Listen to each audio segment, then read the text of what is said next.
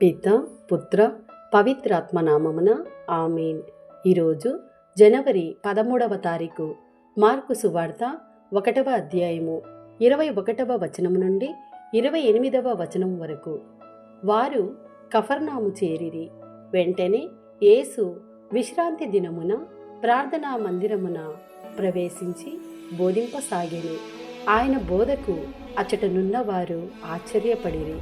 ఏలయన ధర్మశాస్త్ర బోధకుల వలె కాక అధికారపూర్వకముగా ఆయన బోధించెను.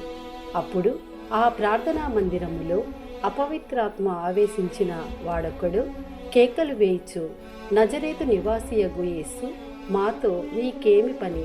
మమ్ము నాశనము చేయవచ్చితివా? నీవు ఎవరవో నేను ఎరుగుదును. నీవు దేవుని పవిత్రమూర్తివి అని అరచెను. నోరు మూసుకొని వీని నుండి వెడలిపోము అని యేసు దానిని గద్దింపగా అది వానిని విలవిలలాడించి బిగ్గరగా అరచి వదిలిపోయెను. అంతటా అచటి వారందరూ ఆశ్చర్యపడి, ఇది ఏమి? ఈ నూతన బోధ ఏమి?